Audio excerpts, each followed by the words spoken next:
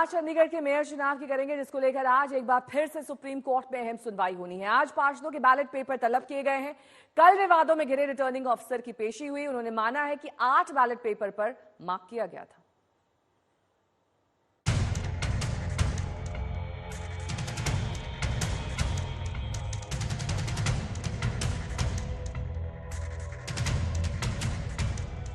चंडीगढ़ के मेयर के चुनाव में क्या चुनाव अफसर की मिली भगत से धांधली हुई या फिर सब कुछ ईमानदारी से हुआ, इसका फैसला अब सुप्रीम अदालत में होना है। आज लगातार दूसरे दिन इस मसले पर सुनवाई होनी है। सर्वोच्च अदालत मामले की तह तक जाना चाहती है, इसलिए आज दोपहर 2 बजे सभी पार्षदों के बैलेट पेपर और पूरी वीडियो रिकॉर्डिंग मंगाई गई है। सुनवाई के पहले दिन शीर्ष अदालत ने विवादों में घिरे रिटर्निंग ऑफिसर अनिल मसी की भूमिका पर सवाल किया। मसी ने माना कि वो बैलेट पेपर पर क्रॉस कर रहे थे, लेकिन कहा कि किसी गलत नियत से ऐसा नहीं किया।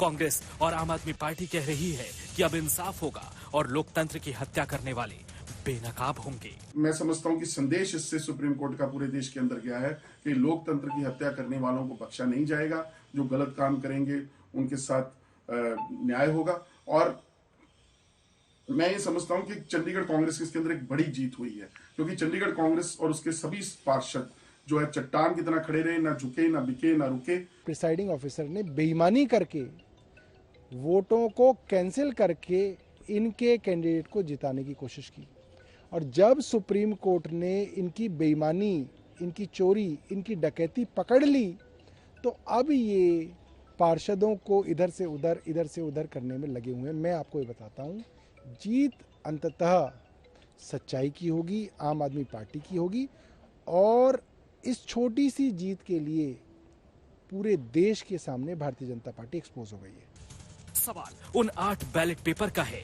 जिनको कैंसिल किया गया है। रिटर्निंग ऑफिसर ने इस पर सिर्फ हस्ताक्षर किए या फिर क्रॉस किया, इसको लेकर आज हालात साफ हो जाएगी। लेकिन उधर बीजेपी ने मेयर का इस्तीफा कराने के साथ ही बहुमत का इंतजाम कर लिया है। आपके 3 पार्षदों ने पाला बदल लिया है, लिहाजा बीजेपी के पक्ष में आंकड़ा अब 19 का हो गया है। कमलजीत संधू के साथ ब्यूरो रिपोर्ट, आज तक।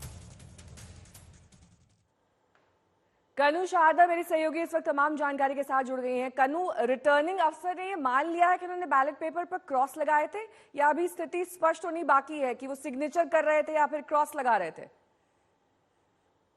जी नेहा, रिटर्निंग ऑफिसर अनिल मसीह जो खुद ही सुप्रीम कोर्ट में कल पेश हुए थे, उन्होंने सीजीआई डीवाई चंद्रचूड़ के तीखे सवालों के जवाब में ये माना कि हाँ, मैंने ही वो 8 बैलेट पेपर पे क्रॉस का निशान लगाए थे। पर उन्होंने ये भी कहा कि क्रॉस का निशान मैंने इसलिए लगाया क्योंकि वो बैलेट पेपर्स जो थे वो इनवैलिड हो गए थे, वो उसमें कुछ हो नहीं सकता था, वो माने नहीं जा सकते थे वो वोटिंग में।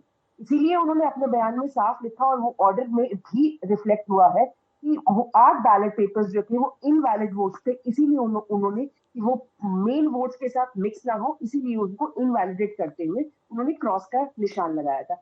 इसी के लिए मैं आपको ये भी बता दूं कि इसी चीज को वेरीफाई करने के लिए आज पूरा बैलेट पेपर्स जो चंडीगढ़, पंजाब और हरियाणा हाईकोर्ट के पास सुरक्षित रखवाए गए थे सुप्रीम कोर्ट के द्वारा, आज उनको एक जुडिशियल ऑफिसर लेके सुप्रीम कोर्ट में आएगा और सुप्रीम कोर्ट में बताएगा, दिखाएगा कि कैसे जो 36 के 36 बैलेट पेपर्स हैं वो उनमें क्या कमी है और क्या नहीं कमी है। साथ ही सुप्रीम कोर्ट ने वीडियो रिकॉर्डिंग जो इलेक्शन की थी वो भी मंगवाई है, वो भी तलब की है, वो भी देखी जाएगी पूरी तरीके से। और फिर अगर सुप्रीम कोर्ट को लगा कि अनिल मसीह जो रिटर्निंग ऑफिसर है उनकी गलती है, तो उनको उसकी सजा दी जाएगी, क्योंकि कल की सुनवाई में भी हमने देखा था कि चीफ जस्टिस ऑफ इंडिया ने उनके जवाब सुनने के बाद ये टिप्पणी की थी कि उन्होंने गलती की है और उनको सजा मिलनी चाहिए इस चीज की।